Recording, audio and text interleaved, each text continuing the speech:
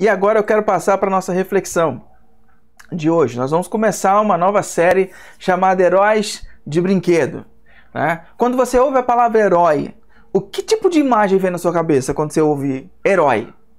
Talvez venha os heróis dos filmes recentes. Que tipo de herói vem na sua cabeça? Nós crescemos com desenhos animados, né? Alguns mais velhos, assim, não tinham tanto desenho animado na sua infância, mas o pessoal que nasceu na década de 80, né, cresceu com desenhos animados, com histórias em quadrinhos, talvez, cresceu, sempre tinha a figura de um herói como personagem central de alguma trama, de alguma coisa.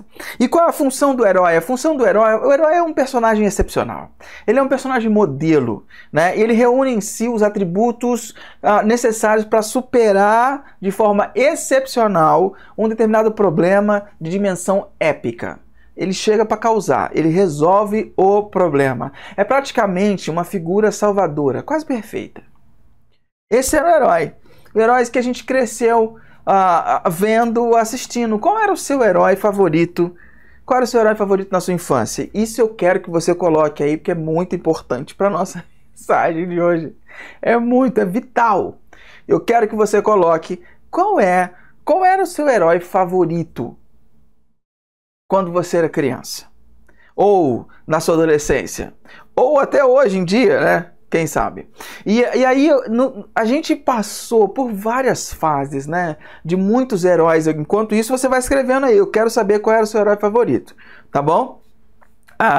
Eu quero saber qual é o seu herói favorito. Nos anos 80, que é a minha fase de infância, então eu comecei por ali. Nos anos 80, a gente tinha uns desenhos assim, bem interessantes, né? A gente tinha uns desenhos que eram... e talvez puxe na sua memória, você vai estar vendo aqui, ou aqui em cima, aqui perto de mim, você vai estar vendo desenhos dos anos 80, heróis dos anos 80. Então você vai ver o Quarteto Fantástico, você vai ver She-Ra, Spectrum Man, Super Amigos, Super Mouse, Trovão Azul, Ursinhos Gummy, tinha Cavalo de Fogo, a Formiga Atômica, He-Man, Hulk, tinha um monte, né? Tinha um monte. Os Herculoides, era muito desenho, era muito legal. Já nos anos 90, o pessoal mais novo já experimentou outros tipos de herói, tipo Capitão Planeta, experimentou Dragon Ball, os Gárgulas, Pokémon, Changeman, Power Ranger, X-Men, Yu Yu Hakusho, Jiraiya, Naruto, já começou a experimentar outras coisas, né? Vieram outras coisas, outros heróis, tá? Eu botei isso aí, vai vendo aí que talvez apareça algum aí para fazer, para te lembrar, para te aguçar aí, né? A Rosana falando que amou a caneca de hoje. Ela amou porque ela tem uma dessa, né? Show de bola. E a Rosana falou que o dela era o He-Man, né? Eu tenho a força... Nossa, He-Man era demais. Eu assistia muito He-Man. Quando lançaram a She-Ra, então, nossa, fiquei muito contente, muito feliz. Mas eu gostava muito do He-Man. E vocês aí? Coloca aí. Não me deixa na mão, hein? Eu preciso dos seus heróis para dar andamento aí. A Cida falando do Rossini, Zorro, Tarzan e Fantasma. Fantasma eu peguei. Zorro, eu só peguei, Rossini, Zorro, eu só peguei filme. Tarzan eu peguei desenho. Mas da minha época, né? Zorro, Tarzan e o Fantasma. O Fantasma era muito, muito legal, muito bacana mesmo. Vamos lá. A Raíssa tá falando aqui que Power Rangers. Eu lembro que eu assistia Changeman. Os Changemans é que deram a origem de todos os outros grupos de 5, e inclusive dos Power Rangers. Power Rangers era muito legal. Eu gostava do Power Ranger verde, né? Que chamava o monstrão lá. Era muito legal. Era muito bacana. Tinha também Cybercops. Também nessa época... dos primórdios aí da galera. Vamos lá, isso aí, eu gosto de participação. Boa, Regiane. Tantos Caverna do Dragão, uma espécie de herói sim, Regiane, show de bola. He-Man e Super-Homem, show de bola, é verdade. Caverna do Dragão adorava. Inclusive, para quem é fã de Caverna do Dragão, os roteiristas lançaram o final daquela grande saga, e alguns fãs demoraram 5 anos pegando pedacinhos para remontar e fazer o último episódio. Está disponível na internet, o último episódio da saga Caverna do Dragão. Eu assisti e é muito bom, muito legal, vale muito a pena assistir. O Júnior está dizendo aqui, Spectrum Man eu coloquei aí, Fantasma, né, Júnior? Fantasma, robô gigante, velho.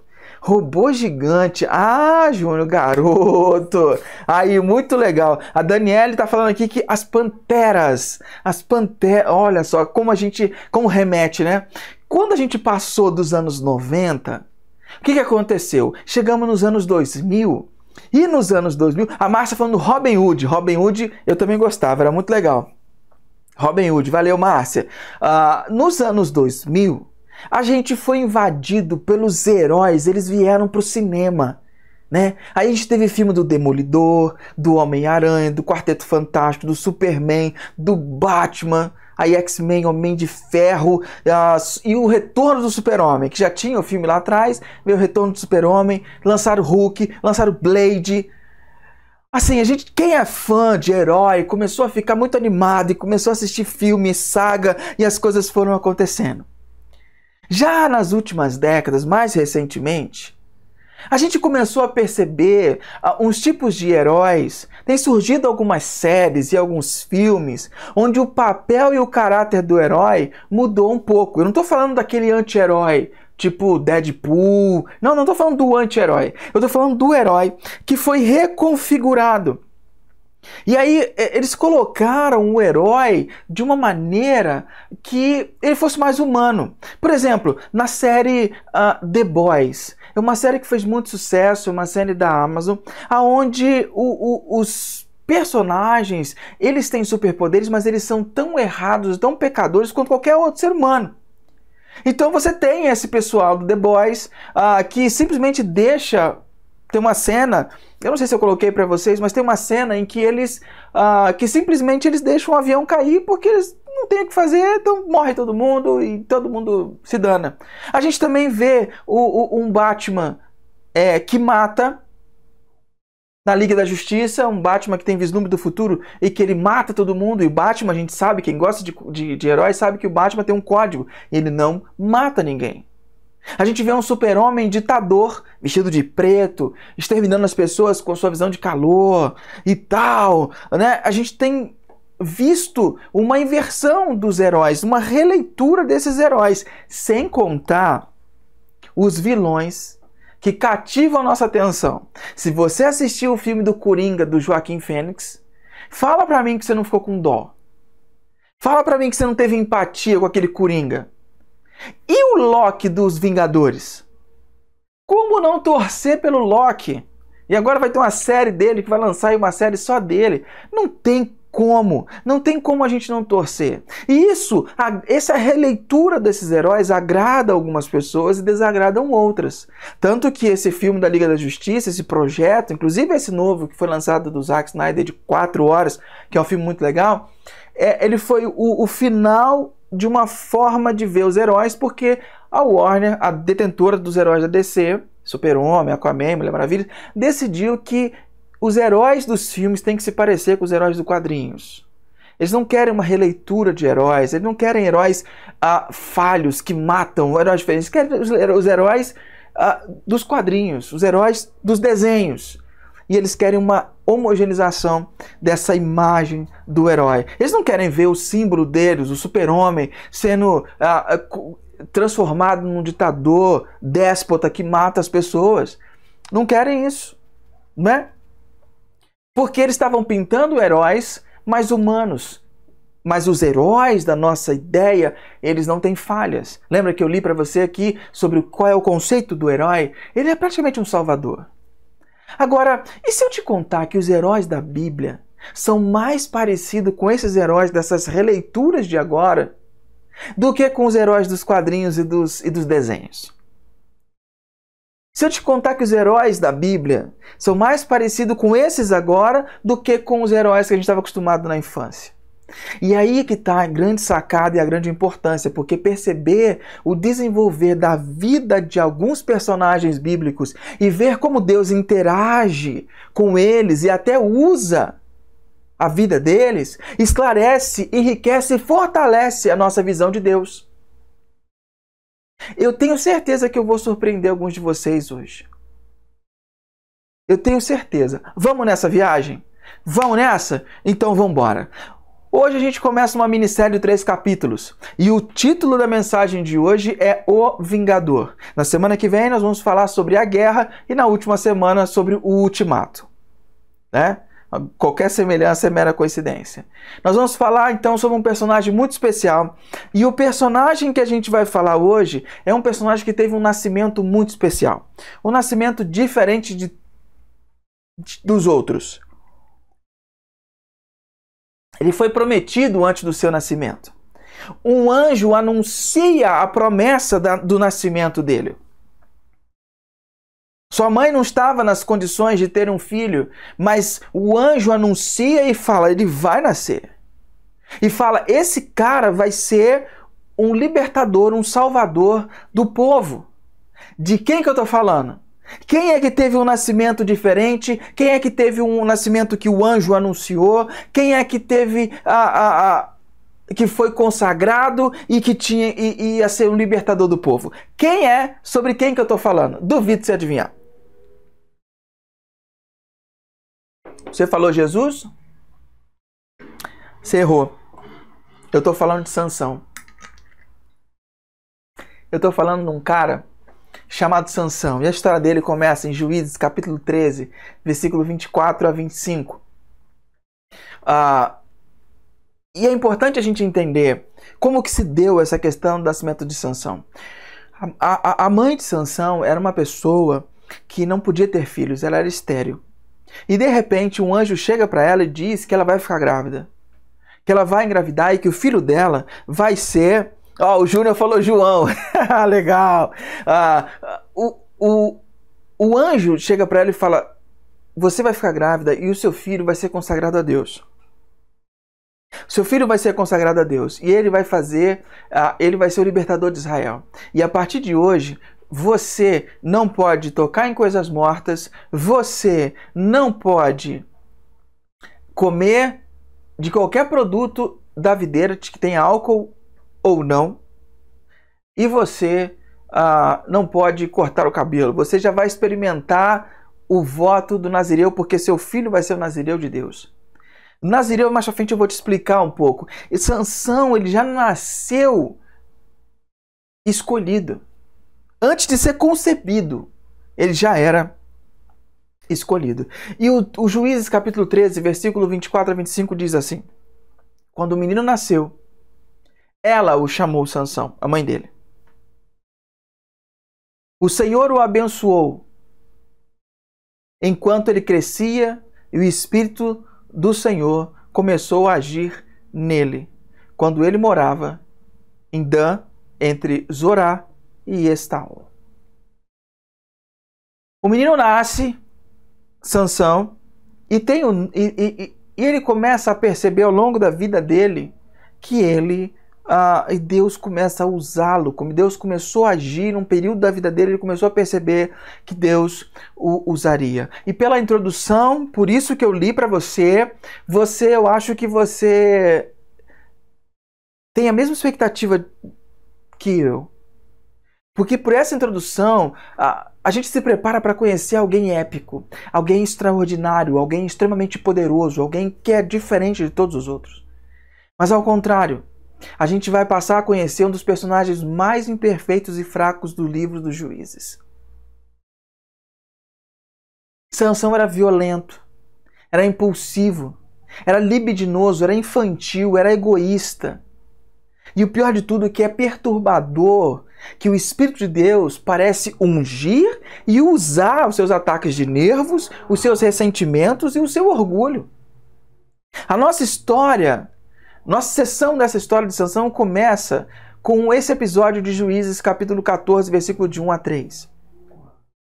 E diz assim: Sansão desceu até a cidade de Timna e ali viu uma moça filisteia. E voltou para casa e disse ao seu pai e à sua mãe: eu vi em Tímina uma jovem filisteia. Peçam essa moça para mim, porque eu quero me casar com ela.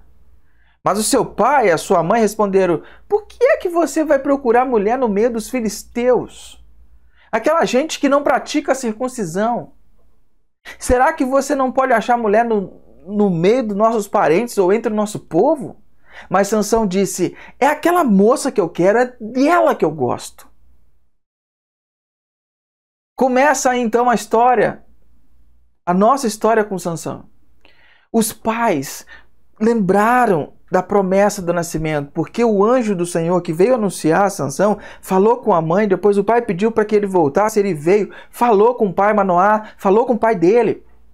E eles estavam cientes de que Sansão tinha a incumbência de ser um libertador do povo. E ao lembrar dessa promessa e olhar a conduta do seu filho, os seus pais deviam entrar em parafuso. Ao invés de lutar contra esse povo, ao invés de causar uma separação entre o povo que oprimia e o povo de Israel, Sansão quer se casar com alguém desse povo. E quando ela fala, eles não praticam a circuncisão porque a circuncisão era um sinal de que a família tinha uma aliança ou relacionamento pessoal com Deus. Para você que não entende a circuncisão, Deus instituiu um determinado momento no tempo em que todo menino que nascesse, ele teria que, ao 8º dia, ter um corte no prepúcio do seu pênis, e aquela seria uma marca de dedicação a Deus. Então todo primogênito seria consagrado a Deus com a circuncisão. Todos seriam consagrados à circuncisão. Então a circuncisão era uma marca de Israel, uma marca daquele povo, do seu relacionamento com Deus. E quando ela fala que esse povo não pratica a circuncisão, ela não está dizendo simplesmente pelo ato, ela está dizendo que esse povo, eles não têm intimidade com Deus, não praticam a mesma fé, eles não têm os mesmos valores. E você quer se casar com alguém assim, Sansão? Aparentemente, se você estiver prestando atenção e alcançando o que esse texto está dizendo, você que talvez seja muito adepto ao politicamente correto vai dizer assim: mas o que está acontecendo aqui é uma injúria racial, é um preconceito racial.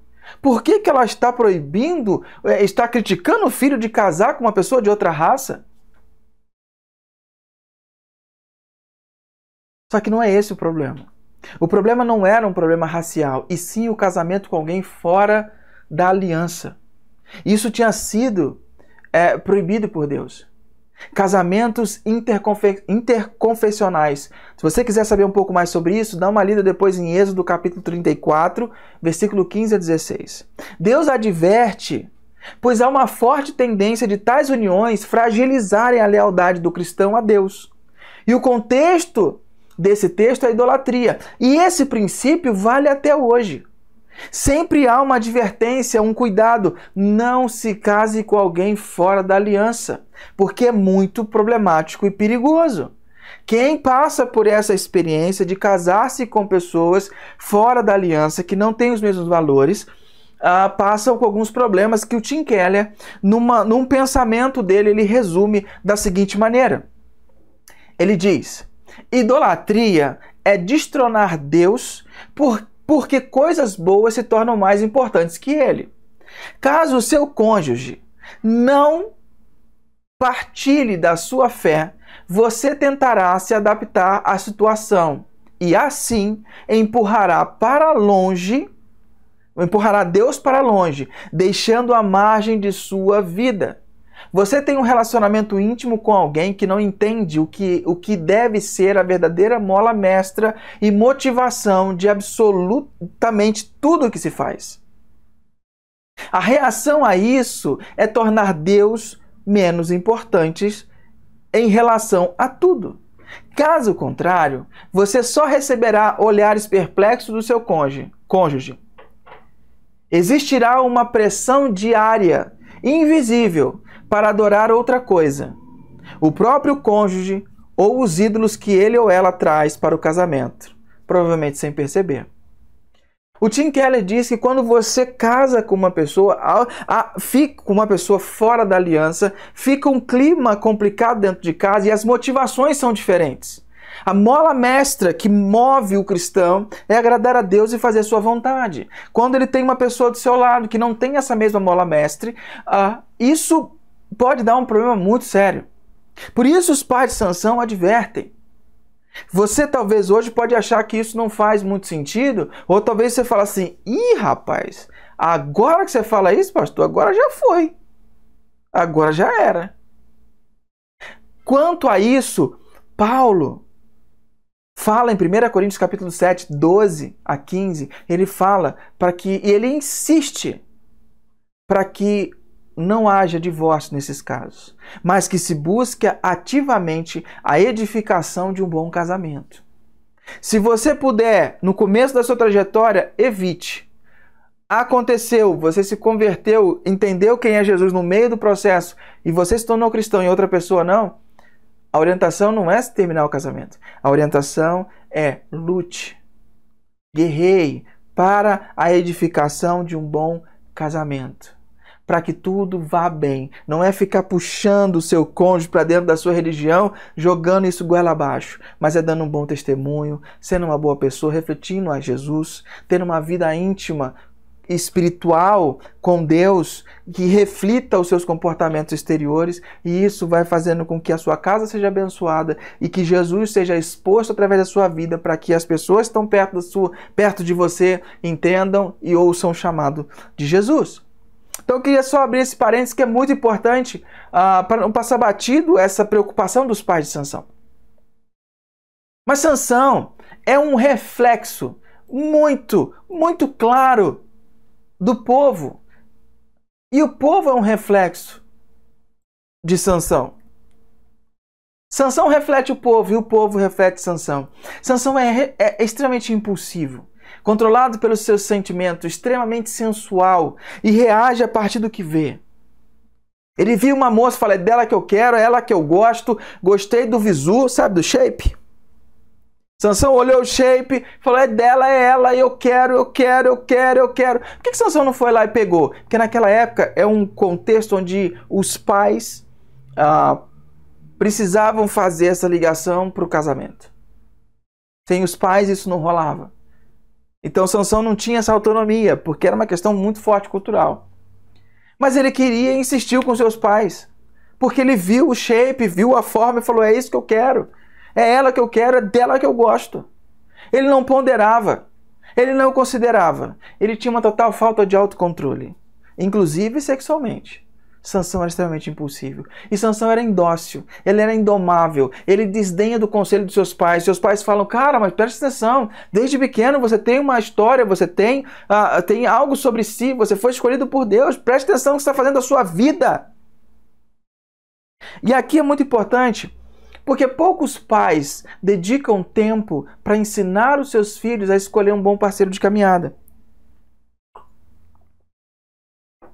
Muitos pais bota o filho no inglês, bota o filho na natação, bota o filho no judô, é música, é não sei o que, paga boa escola quando dá. Mas quase nenhum tem boas conversas com seus filhos para ensinar a escolher um bom parceiro de jornada. E isso faz com que os filhos, às vezes, a única referência que eles têm de um relacionamento é que eles veem distante, veem os seus pais tendo. E ele chega no relacionamento e ele percebe que, não, quando o bicho está pegando, meu pai vai para a sala. E deixa minha mãe falando sozinha na cozinha. Então, quando ele chegar no relacionamento, ele vai falar, quando o bicho pegar, o que ele vai fazer? Ele vai para a sala. E vai deixar, só que ele não casou com a mãe.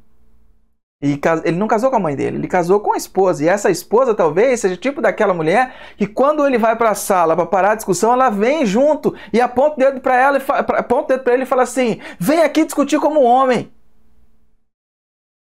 Aí o bicho pega. Esse episódio está num livro chamado Casamento Vertical. Fica a dica para você ler.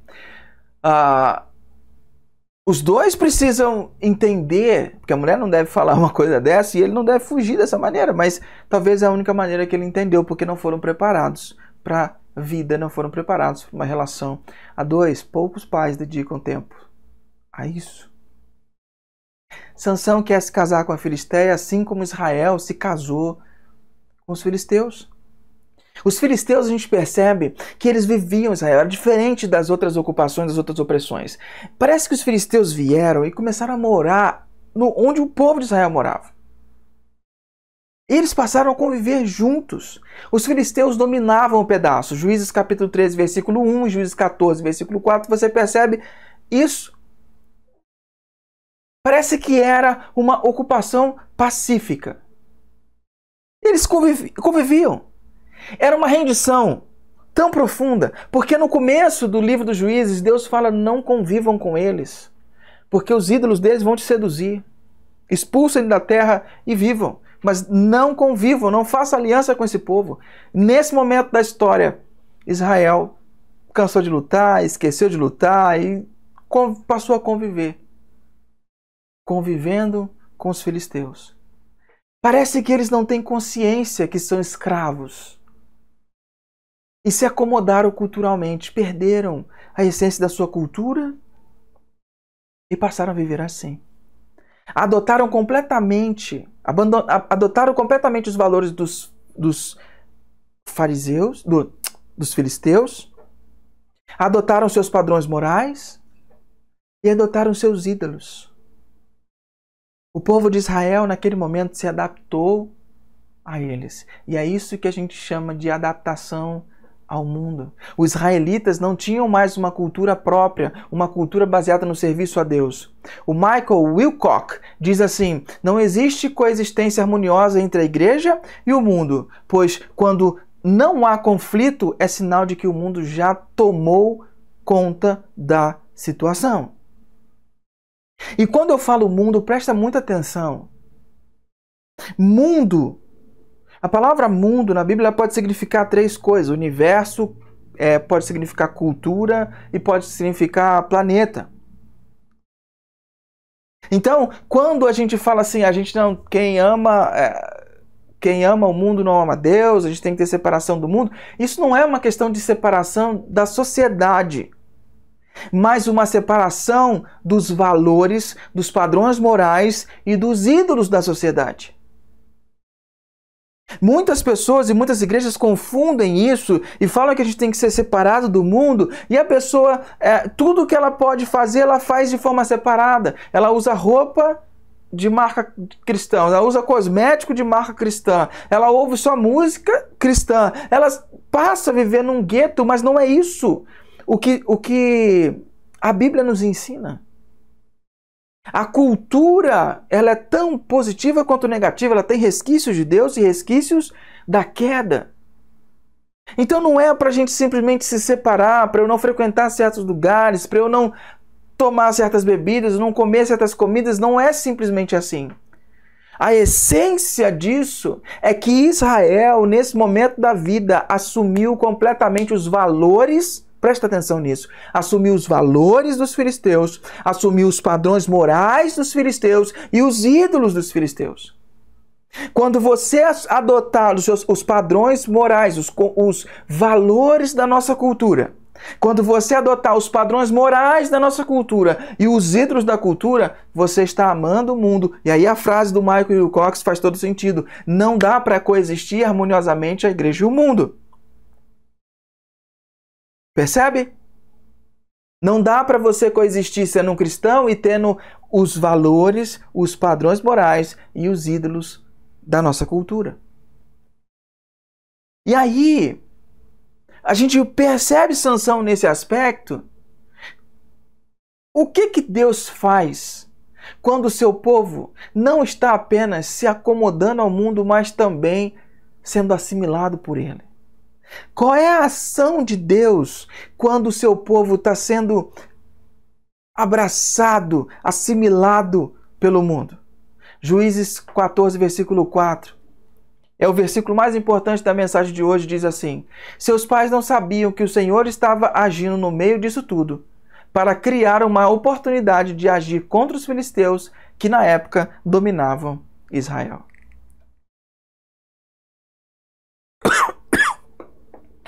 Deus estava agindo através da impulsividade de Sansão, da incoerência de Sansão, para apartar o povo. Os pais dele não sabiam que Deus estava usando aquilo a favor dele.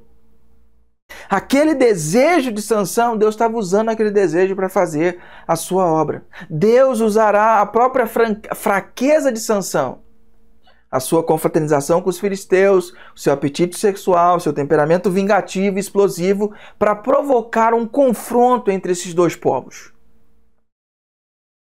E aí que eu acho que é a parte mais importante, que talvez faça a sua cabeça explodir, porque você vai começar a ver um Deus agindo a partir da maldade das pessoas. Não é um Deus que provoca essa maldade ou que suscita essa maldade, mas é um Deus que vai agir e vai usar isso. Isso, se você estiver prestando atenção, você vai começar a reinterpretar e ressignificar alguns momentos da sua história, da sua vida. E aí você vai conseguir interpretar algumas coisas que ficam falhas para você. Ok? Então Deus vai usar a fraqueza de Sansão para provocar o confronto entre esses dois povos. Nessa história, a gente observa as pessoas agindo conforme o seu mau caráter. O povo agindo de acordo com o seu mau caráter e Sansão agindo de acordo com o seu mau caráter. Então, qual é a função do superpoder de Sansão? Qual é a função do superpoder? Na série Falcão Soldado Invernal, o Battlestar, ou Lamar, ele dá uma frase, quando ele está discutindo com o novo Capitão América, que o novo Capitão América não tem o soro do super soldado até então, e ele está discutindo com ele sobre os efeitos do soro. E eles estão explicando que o soro, ele amplifica o que a pessoa tem dentro. E ele diz essa frase: o poder só faz ser mais do que a pessoa é. O poder só faz ser mais do que a pessoa é. Só amplifica o que ela tem dentro. Então o poder não redime. O poder não transforma. A supercapacidade de resolver não muda o caráter. E é isso que é fascinante numa série como The Boys, é isso que é fascinante numa Liga da Justiça do Zack Snyder, é isso que é fascinante, porque a gente vê aqueles caras e você vê um espelho e fala: e se eu tivesse superpoderes? Como é que seria? E se eu tivesse superpoderes? Como seria o meu relacionamento com as pessoas da minha casa, com as pessoas do meu trabalho, com as pessoas da minha escola, com os meus amigos? O poder amplifica o que você tem dentro.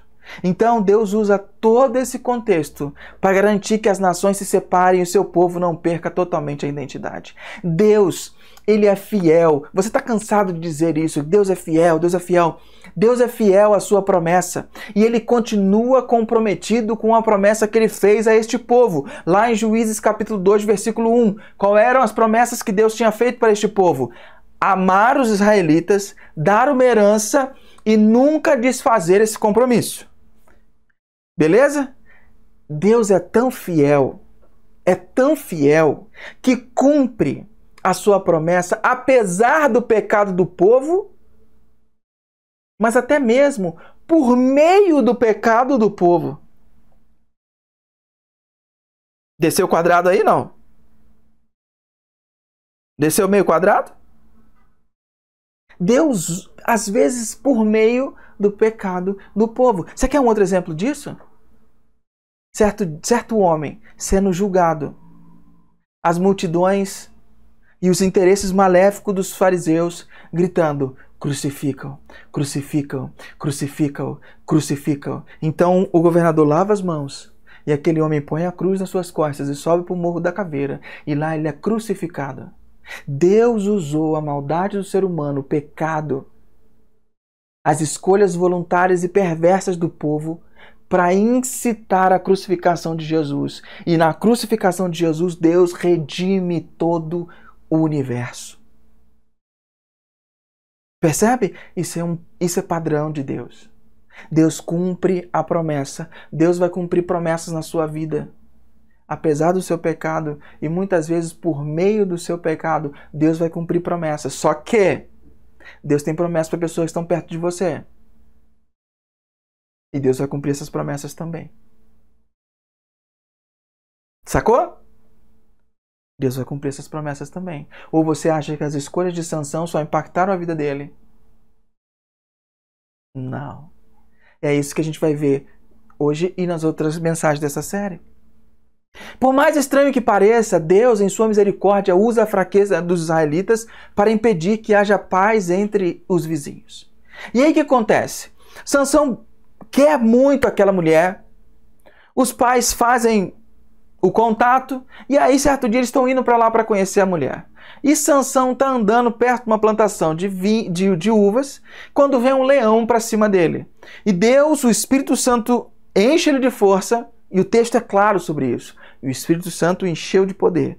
E enche ele de força, e ele pega o leão e rasga o leão no meio. E deixa o cadáver ali. Sansão tinha um voto de nazireu. Primeira coisa, Sansão não podia tomar nada da videira, alcoólico ou não. Aí eu te pergunto, o que Sansão estava fazendo numa plantação de uvas? Segunda coisa, Sansão tinha um voto nazireu, ele não podia tocar em cadáver. Ele matou o leão, ele tocou num cadáver. O que ele tinha que fazer? Provavelmente tinha que voltar ao templo e passar no ritual de purificação de novo. Quantas vezes na vida Sansão não fez isso? Ter que voltar, se purificar. Chega um momento em que a glória... Porque o Espírito Santo começa a agir na vida dele, talvez adolescente, um pouco jovem. O costume com a glória, o costume com o poder, o costume com o sobrenatural vai acomodando corações fracos. Vai fazendo corações que antes eram tementes, corações soberbos. E sabe o que Sansão faz? Ele não conta nada para os seus pais, ele não fala nada e ele vai conhecer a mulher que ele quer casar.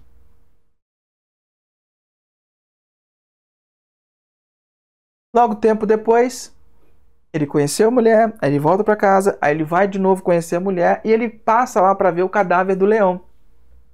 E ele percebe que naquele cadáver do leão, abelhas fizeram uma colmeia e tinha mel ali. Ele é um nazireu. Ele não tinha que estar andando perto das uvas. Ele não podia tocar em cadáver. O que ele faz? Ele pega o mel, vai comendo mel até a cidade. Chega lá e dá para os pais dele. Não só ele se contamina com a sua negligência, como contamina os seus pais. Sem os seus pais saberem. E lá, isso ele indo pro casamento. Chegou no casamento, tá todo feliz. Você sabe, quando gente como Sansão fica muito feliz, começa a fazer besteira. Ele fica muito feliz e tal. De repente tem uns amigos da noiva lá, uns 30 caras lá. Ele faz uma aposta de uma charada. Ele fala assim, ó, eu tenho uma charada aqui pra vocês. Se vocês adivinharem, eu dou 30 roupas de seda pra vocês. Mas eu tenho certeza que vocês não vão descobrir até o final do casamento. E ele solta lá a charada dele. Do que come saiu comida, e do forte saiu doçura. Nisso, esses amigos da noiva ficam bravos da vida, porque no quarto dia já da festa de casamento eles não conseguiam descobrir, e eles vão, olha as consequências, ameaçam a mulher de Sansão. E falam, se você não descobrir pra gente o que é isso, nós vamos queimar você vivo e seus pais também. Porque nós não vamos sair no prejuízo. Então a mulher começa a chorar na cabeça de Sansão para que ele conte para ela. E ele fala, não contei nem para meus pais. Mas ela começa a falar, você tem que contar porque você não me ama, isso e aquilo, ele acaba contando. Nisso, no último dia da festa, os amigos vêm com a resposta da charada. E ele fica muito, muito, muito bravo. Eles dão a resposta e Sansão fala assim, se você não tivesse falado com a minha esposa, vocês não saberiam disso. Sansão é tão impulsivo que ele sai da festa, vai num povoado, ele mata 30 pessoas para roubar suas roupas para pagar sua aposta. 30 pessoas. E depois, tão puto da vida que ele estava, ele deixa a esposa dele lá, no final da festa do casamento, que era o dia de consumar o ato, porque no 7º dia que você consumava o ato do casamento, ele volta para casa dos seus pais. Impulsivo. Aí baixou a cabeça, baixou, né? Fica tranquilo, abaixou o ânimo, ele decide voltar para visitá-la. E aí quando ele volta para visitar, ele fica sabendo que a mulher não foi abandonada no altar. O pai dela, para redimir a vergonha da sua filha, deu a sua filha em casamento para o padrinho de Sansão, o padrinho de casamento. Porque quando você ia casar, sempre tinha um melhor amigo, né? O padrinho. Então, o pai deu a filha, a mulher de Sansão, para o padrinho. Sansão, quando fica sabendo disso, aí ele se torna o vingador. Sansão, no Juízes capítulo 15, versículo 3 a 5, diz assim: desta vez, eu não sou responsável pelo que fizer com os filisteus.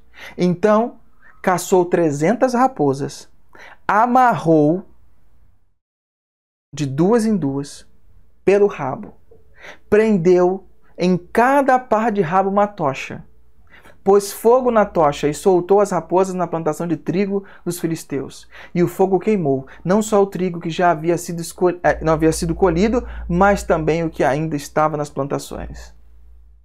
E também queimou todo o bosque das oliveiras. Você tem noção da vingança desse cara? Ele pegou 300... Gente, caçar 300 raposas. Quanto tempo esse cara ficou maquinando isso? Quanto tempo você acha que ele demorou para pegar as raposas? Não só pegar as 300, mas dar nó nos rabos. Amarrou 2 a 2. 150 pares. E pôs uma tocha e soltou as raposas. Elas foram incendiando geral. Por quê? Porque Sansão diz nesse texto: eu não sou responsável pelo que eu fizer aos filisteus. Por que ele não é responsável? Quem começou e quem provocou? Quem andou perto das videiras? Quem comeu mel do cadáver? Quem foi se gabar perto das pessoas? Quem contou o segredo? Foi ele. Mas o tipo de pessoa que é como Sansão, quando as coisas se viram contra si, sempre culpam os outros.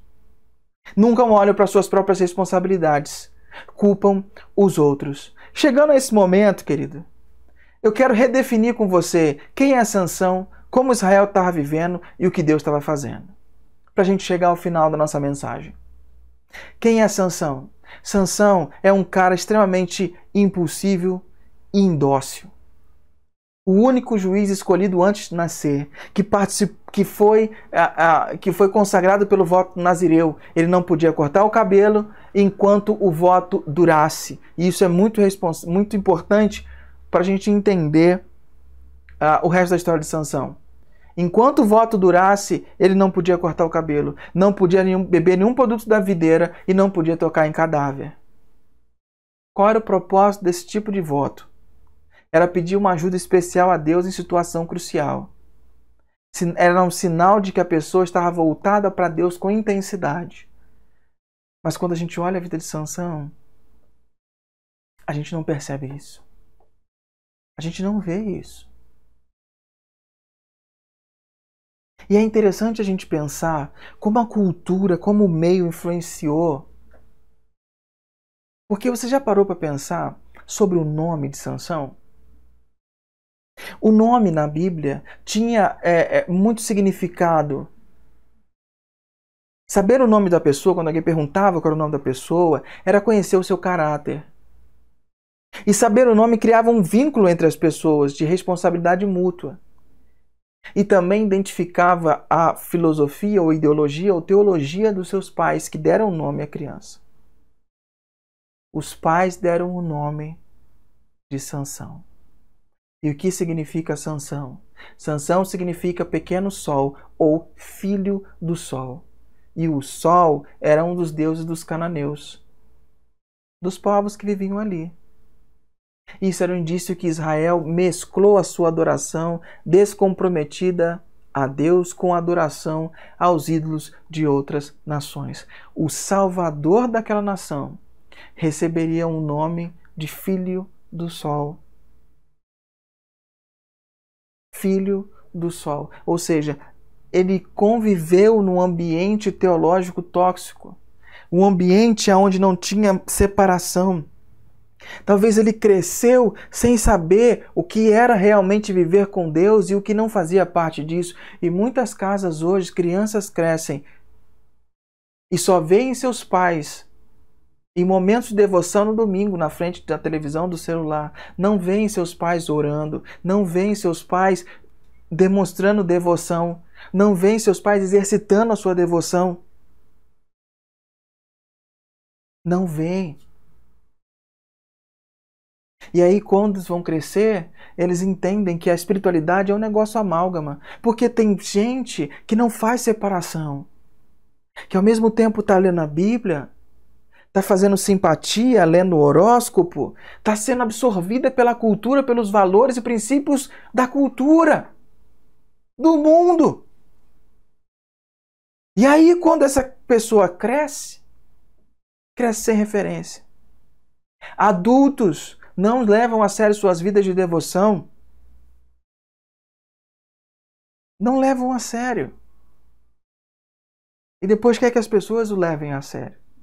Pessoas impulsivas como Sansão resolvem na marra os seus problemas.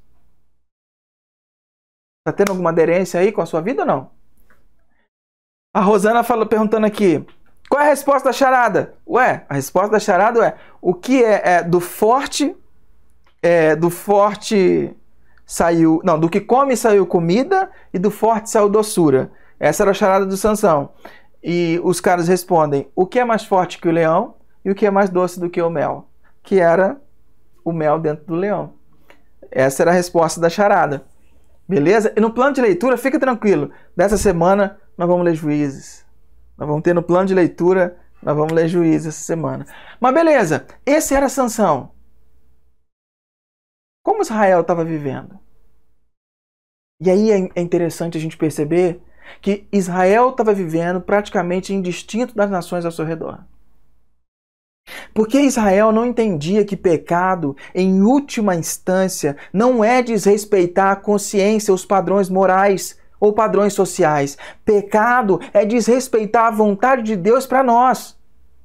É desprezo ao nosso relacionamento com Deus, porque chegou a um ponto, no texto de Juízes capítulo 13, 14, fala que Israel fazia aquilo que era certo aos seus próprios olhos. Então eles entendiam que se era certo para eles, era certo para fazer.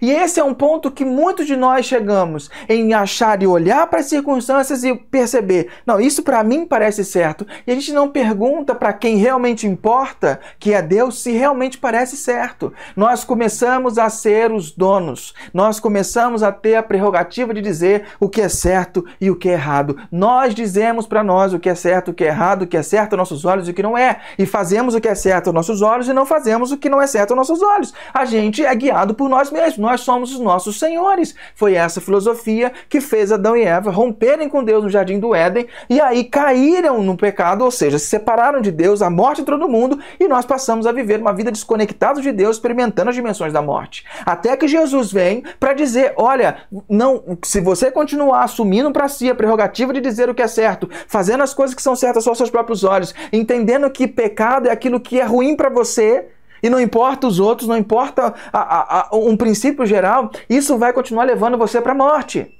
Se você continuar sendo dono do seu nariz, vai levar você para a morte. Deixa eu te mostrar um novo caminho, um novo e vivo caminho. Eu sou o caminho, a verdade e a vida. Ninguém vem ao Pai a não ser por mim. Quando Jesus morre, Jesus paga essa nossa dívida e nos reconecta com Deus. E quando Ele ressuscita, Ele inaugura uma nova era onde a gente pode, de novo, se render a Deus e então ter Ele como Senhor da nossa vida, como aquele que dita o que é certo e o que é errado para nós.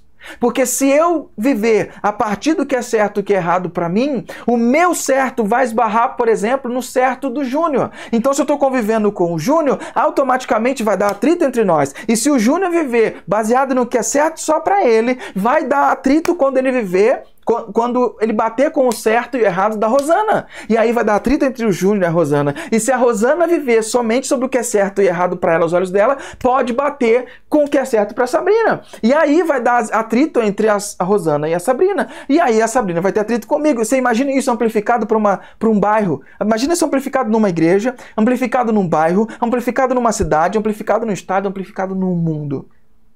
Qual é o resultado disso? Pandemia, guerra, mau caratismo, falta de recursos, pessoas morrendo de fome. É o resultado natural de uma vida longe de Deus. É o resultado natural. Israel tinha que entender que ele tinha justificativas psicológicas e culturais que davam apoio ao pecado, vivendo em uma espécie de negação em grupo. Eles Não, é assim mesmo. Não, mas pode ser assim. Não, mas pode ser adaptável.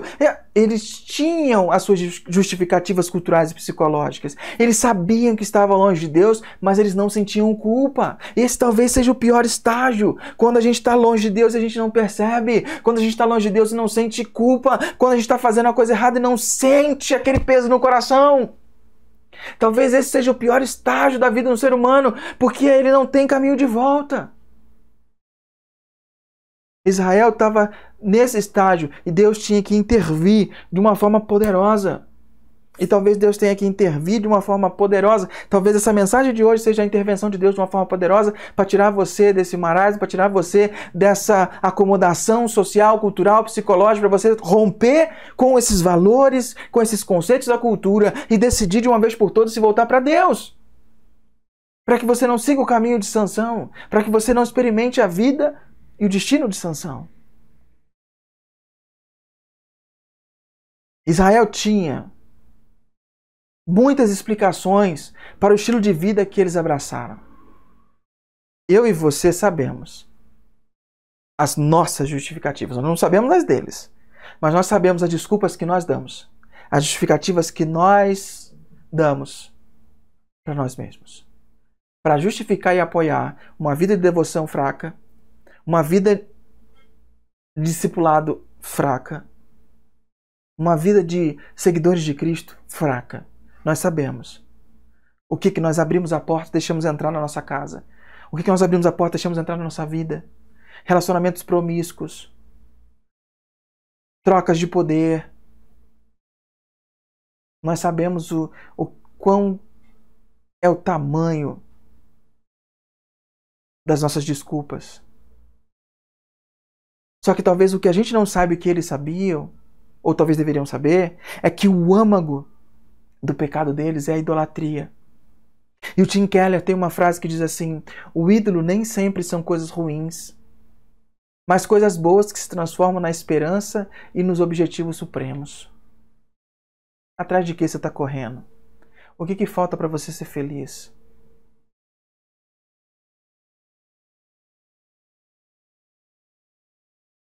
Se a resposta não for Deus, não for Jesus, provavelmente será um ídolo na sua vida.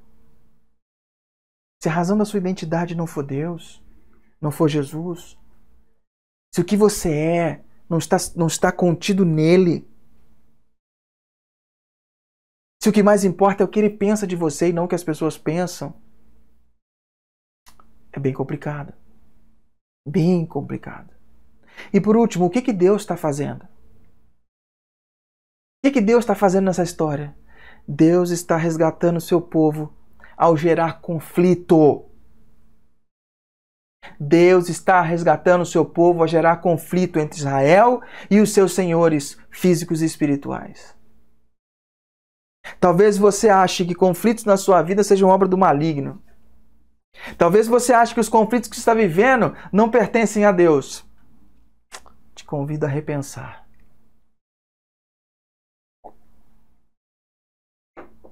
Te convido a repensar e refletir. E eu quero encerrar com uma frase do filme do Homem-Aranha.